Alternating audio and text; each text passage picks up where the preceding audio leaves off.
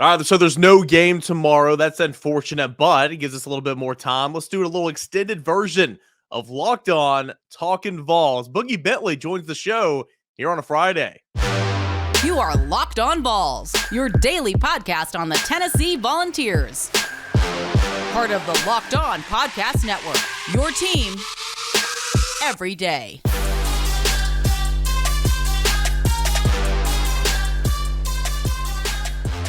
Good Friday, everybody, and welcome into it. This is Locked On Vols. I'm your host, Eric Kane. Of course, you can always find me on Twitter @_Kaner and at Locked On Vols. Please subscribe to the YouTube channel. And thanks so much for making Locked On Vols your first listen each and every day, wherever you find your podcast, a part of the Locked On Podcast Network, your team every single day. Today's episode brought to you in part by Underdog. Sign up for UnderdogFantasy.com with the promo code Locked On and get your first deposit doubled up to $100. That is Locked On at Underdog to get your deposit doubled up to $100. All right, got a fun show coming up today. 2 segments with our guy, you know him, Boogie Bentley, Talkin VAWLS. What's up, dude? What's going on, man? Good to be here. Yeah. Happy to have you along here for a Friday show, man. Got to get your thoughts, dude. I mean, Tennessee wins over Florida. It was expected. That was supposed to happen. Of course, Tennessee found a way to make it interesting in the end, but the Vols are 4-0 with the bye week. Yeah, they're exactly where we wanted to be. And look, Tennessee was supposed to win, but history tells us it's never going to be easy. And, watching that game, I talked about it on our post-game show. I had this eerie, strange confidence as the game played out because of what Tennessee was doing offensively. And Hendon Hooker, going into the game, we talk about Cedric Tillman being out, and you're really leaning on your senior quarterback to kind of pick up this team, carry this team to victory, and that's exactly what he did. But Tennessee always finds a way to make it interesting down the stretch, and a lot of people in this fan base questioning the decision to go conservative. Why didn't they stay aggressive? So many things to talk about. It's almost a good time to have a bye week because there's a lot of questions, but at the end of the day, Tennessee's 4-0. It's not only big for this 2022 season, it's big for this program. I think Billy Napier was coaching scared the whole game, going out there, going for it on 4th down, right out of the chute. He told you what he was going to do, and then even at halftime, his comments, hey, we're right where we want to be. We just wanted to be in this at halftime. That tells you Josh Heupel is kind of shifting this rivalry and turning it upside down. Yeah, I did think that halftime comment was a little weird from him. It's like, I mean, dude, this isn't Tennessee versus Ball State. Like, I mean, this is Tennessee, Florida. I don't care. I don't care what the line says. This is Tennessee, Florida. Of course you're going to be in this football game. That made no sense to me. But I get what he was saying. I understand his thought process. I mean, going for it on 4th down, trying to shrink the game. I mean, Tennessee only had, I think, 11 offensive possessions. Typically, Tennessee has 14 or 15 in a football game. So, a mission accomplished in that realm. And again, there at the end, it just seemed weird for me because Tennessee is always so go, go, go. So, when you're trying to milk the clock, when you're trying to run that 4-minute offense, Tennessee was able to take off almost 3 minutes and go 22 yards. And they still went for it on 4th down. A lot of people are like, why didn't you kick the field goal? Listen, I know Chase McGrath made that field goal at Pitt, but 47 yards is not a gimme. So I'm fine with them going for it on 4th down in that situation. They were being aggressive. It's just you didn't run a play to the stick. So anyway you want to spin it, it was interesting at the end. But kind of like what you said, this win. I mean, Florida's not winning the Super Bowl this year, that's for sure. But what can a win like this do for this team this year moving forward into SEC play? Yeah, I mean, we talked about it all offseason, right? How big it is for Tennessee to start September, start the season, go 4-0 in September, and set yourself up for 8-4, which I think 8-4 is a good season. Now you've got national media. You got all these people out there like Roman Harper. You got Josh Pate saying 10 wins, 11 wins, and sometimes we maybe need to calm down just a little bit. There's still some football to play. Going on the road to take on LSU, the game after the bye week. That's still a tough game. That's still a toss-up. Tennessee, obviously it's in our favor that game's a noon kick, 11 o'clock local time. That's a huge advantage for Tennessee. Kentucky, October 29th, that's still a tough football game. Obviously, Alabama and Georgia. Tennessee's still got some work to do, but you set yourself up nicely to get to 8 or 9 wins on the year, which I think is huge progress going into year 2 for Josh Heupel. Just huge to start the season 4-0. And I know, we talk about Pitt and it being a toss-up game, and it was. Florida being a toss-up game, even though Tennessee was favored in both of those games. But just to put a stamp on that Florida game, 10 years from now, we're not talking about Hendon Hooker and this football team going on the road and beating Pitt. We're talking about the importance. We remember the quarterbacks, the players that beat the Gators. And I think, that was the perfect way to wrap up a solid start to September for this football team. And I don't think we've seen their best football yet. Yeah, I mean, I think there's still ways that Tennessee can obviously get better. Loads of improvement need to happen on the defensive side of the football, no doubt about it. But even offensively, it took them. Hendon was running all game long, but it took them 2.5 quarters to get Jabari Small in the run game going. It finally got going. Nonetheless, on the VFL Players Lounge, the game day podcast at VolQuest.com leading up to the game, had Jabari Davis on, the Gator Killer, and Jack Jones. And both those guys were talking about how this could be a legacy game for Hendon Hooker. Just like what you were saying, like 10 years down the line, we're going to remember who beat the Florida Gators, how it happened. I don't think anybody's going to forget Hendon Hooker's performance. I mean, what a day. Yeah, absolutely huge. And, it's funny. I've not listened to we're recording this on Thursday, so I've not listened to Locked On Vols for today. But a lot of times I do a Monday morning show, do a Monday stream, and just kind of recap the weekend and just a casual show. And I usually put on Locked On Vols while I'm getting the stream set up, and I was laughing because Monday on your show, and I know what your title is for today, but Monday you were saying, guys, it's too early. It's too early to be talking about Hendon Hooker for Heisman. And as you said those words, I'm typing in Talkin VAWLS morning stream, Hendon Hooker for Heisman. Hey, it's not too early, Eric. Let's get it going. Let's get the campaign going. SEO, baby, SEO. It is not too early. Hendon Hooker. And it's the same mindset of saying we're going to remember this game because he beat Florida.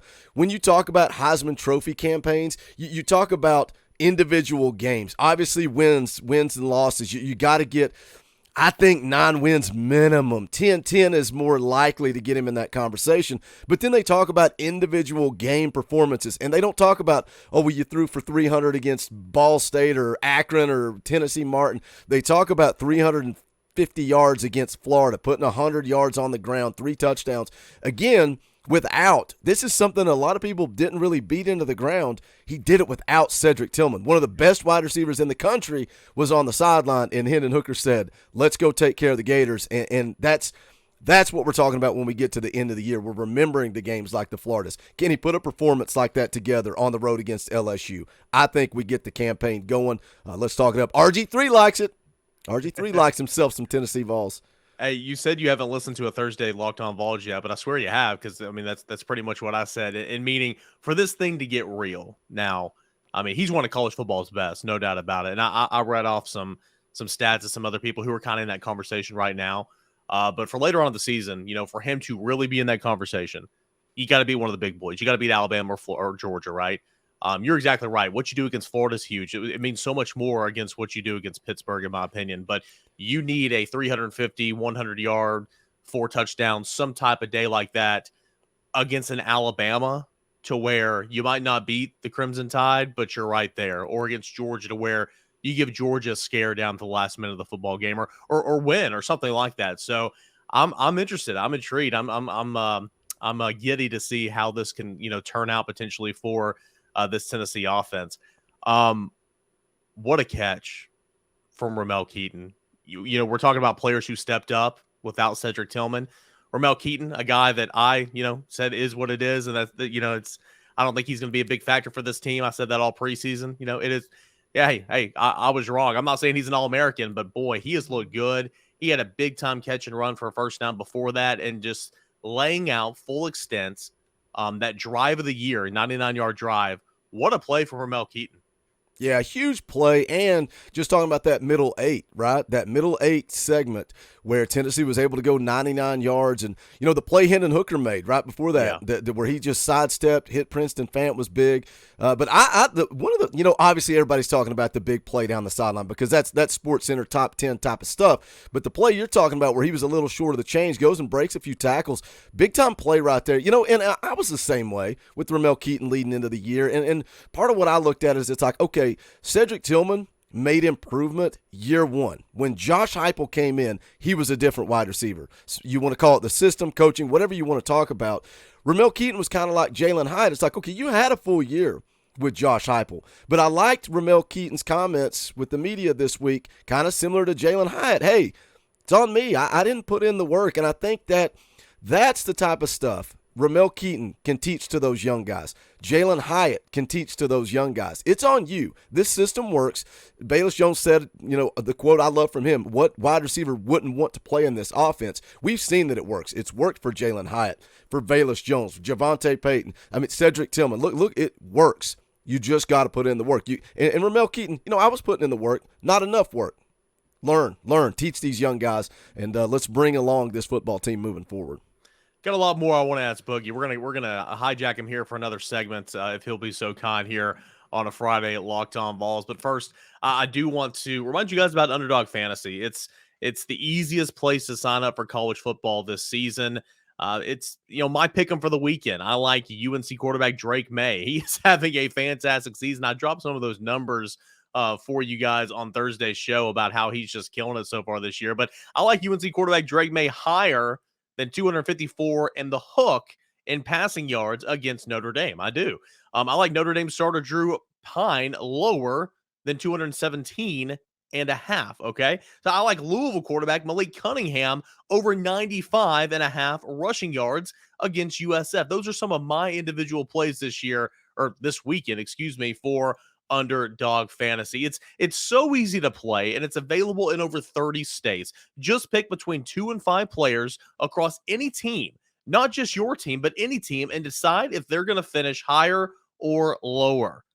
One of the easiest fantasy games to play out there, and you can win cold, hard cash in a single game. All right, so sign up with the promo code Locked On, one word, and Underdog will double your first deposit up to $100. Deposit $100, get $100 for free. Deposit $50, get $50 for free. It's up to $100. Go to UnderdogFantasy.com or find the Underdog Fantasy app in the App Store or Google Play Store. CTA repeated. That's Underdog Fantasy, promo code Locked On. Get into college football pick'em action today with Underdog Fantasy. Having a whole lot of fun here on a Friday, Locked On Vols. I'm Eric Kane. Thanks so much for hanging out with me today and electing to spend some of your time with us here on Locked On Vols. Whether you're listening on Apple Podcasts, on Google Play, on Spotify, on the Megaphone app, whatever the case may be, it's completely free. Appreciate you subscribing. Maybe you're watching on YouTube. Can't thank you enough there for hitting that subscribe button and continuing to grow this show. Our guest here today, Boogie Bentley of Talkin VAWLS. He's got a pretty big following fan base on the on the Talkin VAWLS podcast network. Hey, have you got to 15K yet? I would imagine you have. We hit 15K going right into that Florida game. We're already on that grind, man. We kind of inside baseball talked about off air. It's a big week for content leading into Florida, and that win, we're going to continue that momentum going into LSU. We're on the way to 16,000, man, and we appreciate you showing us support, helping us grow this thing. Like I said, there's a diehard fan base out there that wants more content, and that's why we're paired up. We're doing these crossovers. It's a lot of fun, but yeah, let's keep building our platforms together. Enjoy being here, man. Yeah, dude, I love having you, and listeners love having you here as well because they're a lot of the same audience, and so it's funny, man. I was talking to a colleague of mine over in the Locked On Network, and in different markets, especially in college markets, there's not a whole lot of just take let's take Auburn. Auburn might not be the best example because they get a lot of coverage, but let's take Auburn, for example, podcasts that cover the Auburn Tigers. There's some, and Zach Blackerby, my guy, does an awesome job. He's not alone. There's some podcasts that cover Auburn, but it's not like Tennessee. I mean, anywhere you look, there's a podcast or somebody behind a microphone like us just talking Tennessee. You're right. There can never be enough content. Tennessee fans want and crave anything Tennessee football. And so I knew you get to 15K leading up to Florida, and I was excited. Hey, how was the post-game live show you did? I would imagine it might have been one of the best ones you've ever done. Yeah, it was a blast. Well, it depends on who you ask, because some people love when we argue, we fight, we yell. Some people like loss. Some people like misery. Others like to celebrate. And I told those guys right before we went live, I said, look, there's a lot we can criticize about this game. There's no negativity allowed on this post-game show for at least 30 minutes. But, man, it's just a big-time celebration. At the end of the day, we're all Tennessee fans. We all want Tennessee to win. But it's okay to be critical sometimes, too. This team, look, like I said earlier, they've got some things they got to clean up. We've not seen their best football, but the difference is in years past, we might be 2-2 right now. Instead, we're 4-0. Let's hope they can clean those things up and go get 9 or 10 wins. Why not? Yeah, I mean, you're in years past, you're 2-2, sitting there like, shit, you got Georgia coming up, you got Alabama coming up, Kentucky's not going to be a cakewalk. You still have another crossover game in the SEC like this year's LSU that's not going to be a cakewalk. Now you're saying those things, but you're 4-0, and so let me ask you this: you and I both were 8-4 coming into the season. Has your record prediction changed, or what's your thoughts on win-loss now with Tennessee sitting 4-0? Because for me, I look at my 8-4 prediction.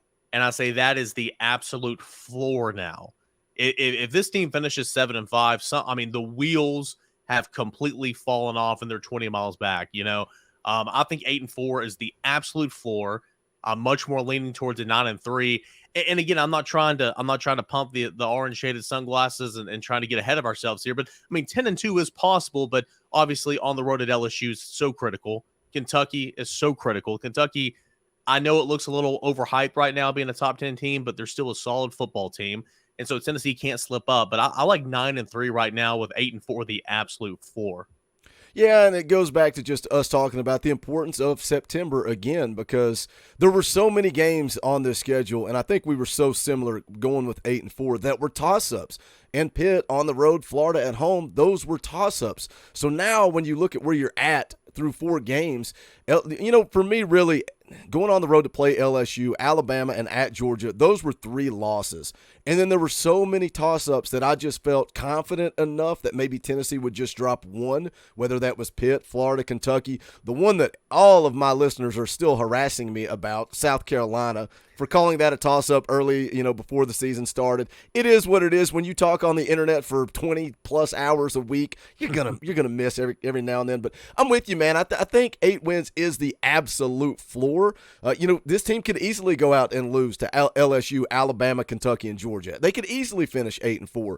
But I like, we'll know more against LSU, and that's a tough game. But I think maybe you split between LSU and Kentucky, and that gets you to 9 wins. These people out there talking about 10, 11 wins. Man, that's a tall task. Even getting to 10 wins is a tall task. That means you're going to beat LSU on the road. You're going to beat a good Kentucky football team. I get it. Look, hey, I sell a T-shirt from our merch store that says Kentucky's Daddy on it. I get it. We own Kentucky, but it's similar to Tennessee, Florida, right? There's all the years that Kentucky probably had the better football team and couldn't get it done. They're still a good football team, and we talked about it last night on our show. If you don't think Kentucky's going to come out there and Will Levis is going to throw the ball about 50 times, they're going to sling it all over the field, and Tennessee's going to have to find a way to stop it. But to answer your question, I think 8-4 is the floor. 9-3 looking like a good possibility. Look what Kentucky did against Tennessee a season ago. Will Levis had, I don't remember the exact numbers, but I was sitting in that press box. I'm saying, all right, all week long I said they're gonna slow the game down, ugly it up, take away possessions. Will Levis has a season-high passing attempts, and it's just halftime. They changed the way that they played their football game to try to keep up with Tennessee, and that's a little what Billy Napier did as well. He didn't change his offense or anything, but you went for it on 3rd and 8. You were playing to go for it on 4th down. You were handing the football off, trying to make it 4th and manageable. What did you think of his options to go for 2 there in that situation? I know he's very much into the analytics. I know a lot of times, depending on, check the chart, it might tell you to go for 2 in that situation. I'm still too old school. I would have taken the points for sure. And obviously it came back to bite him a little bit. It just goes and further, solidifies that he didn't have the confidence that they were going to stop Tennessee. And I think it might have been Hubs on the VolQuest podcast that kind of talked about that. He was going for 2 because he was chasing points, expecting Tennessee to score again and try to keep it at a 2-score game if they scored again. And it's like, what type of logic is that? I'm with you. You take the points there, you keep it a 2-score game now instead of saying, well, Tennessee scores again, we'll be down 16. You're not going to win football games thinking that way. But again, I think it just tells you where his confidence was, and rightfully so. Florida could not stop Tennessee. Tennessee stopped Tennessee. No, and you got to give credit to Miller, the punching the ball out. That was a good football play. But Tennessee stopped themselves. Otherwise, we kind of joked about you got to clean up special teams. Don't get a punt block. Well, just don't punt. That's one way to stop from getting a punt block. Is just don't do it. Just go out there and score every time you have the football. Yeah, no doubt, man. I mean, I'll tell you what, it wasn't Pat McAfee. Whoever the punter was for the Colts during the heyday and the prime of Peyton Manning, I forgot his name, but just the easiest job in the world, right? I mean, yeah, you're still getting paid millions. I know that's not college, but still, and you're right, man. I mean, it's going to be difficult games going on the road at LSU. It's going to be a dogfight. It's going to be a dogfight at home against Kentucky, and it's as my mother would say, some old timey saying, "Don't count your chickens before they hatch." Like, this defense obviously has got some work to do. The secondary, was just atrocious, man. I was really blunt on every podcast I joined after the show. I mean, that was just a horrific performance. Thought the defensive line, it's still been a pleasant surprise for me. I know it's all tied in, and I know they're not getting home as much as you want them to, and you want to get a more consistent 4-man rush. But I've been pleased with what Rodney Gardner's getting out of that entire group. He's playing 12 guys, but that secondary, man, still so many questions. You're bad at cornerback right now. You're not great at safety. Tamari McDonald, the star position, played 72 snaps. Wesley Walker only 12 snaps, and he had his worst game. They got to fix some things back there, and they got to tighten up the cushion there, because I mean, you and I could have made some of those receptions from Anthony Richardson with nobody around us. Yeah, just guys wide open all over the field, and I talked about going into this game. Bringing heat, bring pressure. Why not? What do you have to lose? You can look at it and say, well, you bring heat, back end's not going to hold up. Guys are going to be open. What's the worst that could happen, Eric? AR throws for 453 yards. Yeah, I mean, how much worse does it get? So at what point do we go with the game plan? And Akron's Akron. That's a wash. But Pitt, they got aggressive, and they beat. It's been a long time since I felt like the opposing team's quarterback feared the Tennessee defense.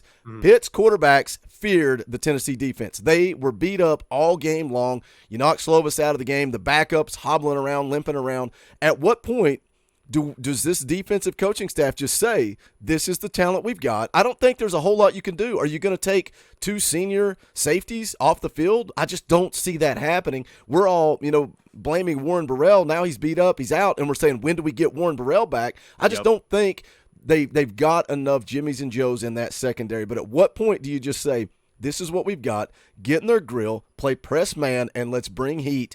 And if they beat us deep, they beat us deep. You got to like the confidence in Hendon Hooker in this offense to go match. I think Tennessee can win a shootout against anybody in the country. Yeah. So take some shots on defense, get aggressive, and that's what we heard when Tim Banks came in. He's going to be aggressive and try to force turnovers. Well, I don't know how many turnovers you force by sitting back in that big soft zone and letting guys pick you apart. And again, Richardson, game of his career. You don't think Will Levis is going to sling it all over him? Bryce Young, Stetson Bennett, the story, walk on to national championship, to now you got people out there claiming Stetson Bennett for Heisman. Look, teams are going to sling the rock against Tennessee down the stretch. Yeah, and I think a lot of that was just saying, AR, you've been so bad that Tennessee's just going to draw back in coverage and try to let you do it. And I mean, they were still aggressive a little bit. They were still blitzing and doing some things. But I mean, you're right. They were not coming from the second, third layers. And it's not like Tennessee's a great team in man coverage. So just dial it up and go get them, right? Yeah, I couldn't agree more. All right, last thing, man, and this might be a rhetorical question because of the offense and Hendon Hooker and yada, yada, but LSU coming up next week, obviously 2/3 of the season still to play.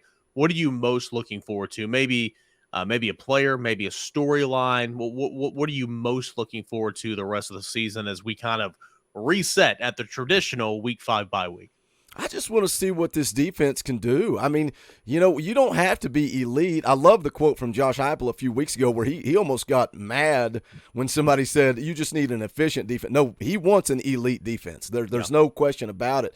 But the question is, what does this defense look like? And we're going to find out in the next football game against LSU, because it's going to be a whole lot of the same. It's going to be the same conversations we had about Anthony Richardson. Jaden Davis can run the football. I think he's more elusive, more dynamic. He's He's leading LSU in rushing yards. QB rating, he's pretty efficient throwing the ball. He may not be a Heisman-type quarterback with his arm, but we're going to have these same questions going into that LSU game. Do you drop back in zone so your eyes are on the quarterback, or do you play some man and get after him? This LSU football game is going to be tough, man. It's going to be tough, and that's, as we go into that, my eyes are on Jaden Daniels. Can Tennessee stop him? I think that's the key to getting that LSU win on the road. Moving forward from there, it's just Alabama, Georgia. Can you be competitive? Like you said with Hendon Hooker and the whole Heisman Trophy thing. You can't just go out and be conservative. You got to be aggressive. You gotta be in those ball games. You can lose those games and still be mentioned and get yourself up to New York for the Heisman Trophy presentation. But a lot of tough football left to be played. But again, the bottom line is we're sitting here at 4-0. Ifs, ands, and buts. Should have been conservative, should have been aggressive, got to do this, got to do that. Tennessee's undefeated, and they're staring 8-9 wins right in the face. Year 2, I keep saying, rewind, guys. Go back. Like when you start getting mad and upset and frustrated, go back and think where this program was when Josh Heupel took over. If I told you in year 2 they were going to be 4-0, ranked in the top 10, everybody would take it, no questions asked. You got to be happy. Without a doubt. Boogie Bentley, Talkin VAWLS Network. Hey, man, you do a whole lot of stuff. What do you got coming up over the weekend and next week? We are going to be live on Sunday. We're taking the weekend off because no game bye week, but still videos, content coming your way. Sunday night, we'll play a little NCAA football. We can come hang out and kind of start off the week talking about this LSU game. Monday morning, 9 a.m. It's the morning stream. They asked for it, so we gave it to them. We'll be live Monday morning at 9 a.m. and really kind of start to dive in, look at what this LSU team brings to the table and jump into it. So maybe we can get you on sometime next week. Yeah. We talked about right before we went live, maybe we just kick this thing up a notch and start doing some crossovers every single week. So we'll see how it plays out. But I'm excited, man. Look, Florida's in the rearview mirror. It's time to look at LSU. No doubt, man. Hey, appreciate it. Have fun. It's cool chopping it up with you, man. It's good content, and it's a good time. So let's look at doing this every single week. I had someone dive in the comment section the other day and say, hey, he needs to be on every Friday. And I'm like, you know what? I think you're right. So let's just do this, all right? We'll make it happen. And I'm glad you read that comment and not the ones talking about what a horrible human being I am. I love those too. I love all you haters, but way more support for Locked On Talkin VAWLS than love there it, is love hate. it. All right, Boogie, appreciate it, man. Have a good weekend, all right? Thanks, buddy. All right, guys, just a couple minutes left here on this Friday edition of Locked On VAWLS. It is your team every single day. Good stuff there from Boogie, man. That was a whole lot of fun. I feel like we can just sit there and talk football all day long. So obviously went a little long there with Boogie, so it's going to be a short and sweet segment. And I thought since we're at the bye week right now, I know we're not at the midway point of the season. Really just a third of it's done. But I thought we could reevaluate and give you a list right here. We did this a little bit during, I think before the Akron game. It's going to be something similar, but it's a little bit different. I'm going to give you my top 5 freshmen that I need to see play more football for Tennessee. Through 4 games, I think these are 5 freshmen who can help out Tennessee, can apply some depth, can be inserted into certain personnel packages, both offensively and defensively, to give Tennessee a jolt, kind of where it needs. And I really think that all 5 of these freshmen that I'm about to mention, maybe excluding one of them, and I'll get to that in a moment, should be giving Tennessee more snaps than what they are currently right now. So as the season goes on and freshmen continue to get accustomed to the speed of the game, the level of the game, just the atmosphere of college football, the scheduling, all that type of stuff, hopefully those snap numbers will grow. But here are 5 freshmen that I want to see play more football for Tennessee. I'll go in reverse order as I always do in this list topic. At number 5, a lot of you guys want him to be number 1. Give me Squirrel White. I think Squirrel White needs to play some more football for Tennessee. And I don't think this is a situation to where you implement him in to take snaps away from Jalen Hyatt. I think this is a situation to where you have certain packages that you put in and you get the football to Squirrel on a bubble, on a tunnel. Just get the football to him out in space. Or, potentially, if, whatever, your Big Ben Tower, your Big Ben package, or I think you even call it like the clock, I don't know what I'm trying to say. It's the package to where you throw it deep. Essentially, you just throw it up there. And obviously, he's a speedster. Want to get him in on that package as well. I want to see Squirrel White play a little bit more football. Ramel Keaton's earned some reps here. I know Cedric Tillman will come back eventually. So it's kind of difficult. But I want to see Squirrel White play a few more snaps. It's not the end of the world if Jalen Hyatt and Brew McCoy and Cedric Tillman, start averaging about 10 to 13 snaps less than what they're averaging right now. Again, what I referenced back, earlier in the week or earlier in the show, I can't remember. It's Cedric Tillman at Ole Miss potentially could have went up and grabbed that, that touchdown from Joe Milton, last year late in the fourth quarter. But that was on play 103 of the ball game. What if that was on play 72? What if that was on play 92? Could he have gotten that extra inch of vertical? I don't know. So it's not the end of the world, I think, if those guys, average 10 to 13 less snaps than what they are right now. Number 4, give me Tyree West. You're starting to see Tyree West go in there on more of a Rabbits package situation, getting after the passer.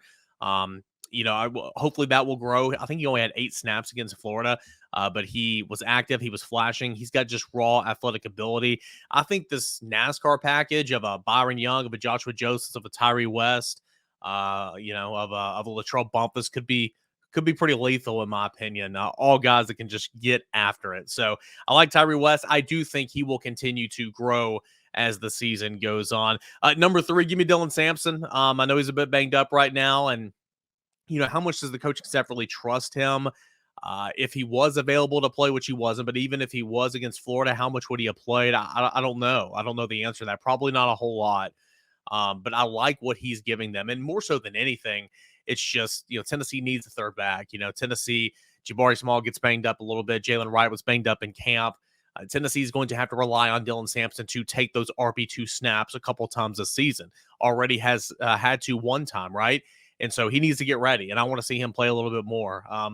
Jalen Wright, Jabari Small, Dylan Sampson, they're all very similar backs, which is not exciting. I understand that from a fan's perspective, but Dylan Sampson's got a little twitch to him, and I want to see him play some more football, more so than anything because he is going to have to play some football for Tennessee as the season goes on. Number 2, give me Elijah Herring. And this one's interesting because he already is in a package on 3rd and 4th downs defensively. He already has a role as a true freshman on this defense. On 3rd and 4th down, they will take the star out, when it's mid-range, right? When it's not, when it's intermediate short passing ranges, they'll take the star out to Mary McDonald. They will put a 3rd linebacker in there with Elijah Herring. They will line him up at will and bring him off the edge a lot of the times. I like that. He has carved out a niche, and he's taken advantage of it, He's looked good. He is going to be a good football player. He is going to be a starting linebacker for this team this time next year. And I want to see him play some more football. So it's good to see him already kind of doing that right now as a freshman. I want to see him make some more plays. And then number 1 is Joshua Josephs. Easy answer right there. I've continued to say it. Roman Harrison does not need to have 45 snaps in a football game when Joshua Josephs is having 8. There needs to be splitting the difference type situation there. He flashes. He's long. He gets his hands up. He's a difficult block for an offensive tackle out there on the edge. He is going to be a really good football player. And I think James Pierce will as well. I just think Joshua Josephs is more polished right now. So that's the one I'm expecting. And I mean, it needs to start next week. Like as the year goes on, his snap count needs to get more and more and more and more. He's not taking away snaps from Byron Young. And that's not what I'm talking about. If Byron Young needs a spell, sure, go get him. But more so than anything, it's in the pass rushing situations. He and Roman Harrison need to be splitting time at minimum in that Rabbits package. Point blank, he's better than Roman Harrison, and he will be a better football player. So those are my 5 freshmen that I need to see, that I want to see, and more importantly, I need to see play some more football for Tennessee because I think Tennessee can use them and count on them as the season goes on. 5 is Squirrel White, 4 is Tyree West, 3 is Dylan Sampson, 2 is Elijah Herring, and number 1 is Joshua Josephs. Guys, that's it. A week's worth of Locked On Vols. It is in the rearview mirror. Now we look ahead. The next time we speak, it'll be on Monday as we look forward to LSU. Can't wait to do that with you guys next week. As always, thank you so much Rate me 5-star, leave me a positive review on Apple Podcasts if you wouldn't mind. And as always, please subscribe and follow the show. Support the show on YouTube by hitting that subscribe button. Guys, thank you so much, as always, for making Locked On Vols your first listen. Big thanks to Boogie Bentley for joining the show here today. And now check out Locked On SEC. Make that your second listen behind Locked On Vols, which is your first listen each and every day. Same time, same playlist. Do it again Monday morning. Stay safe and enjoy your weekend, everybody.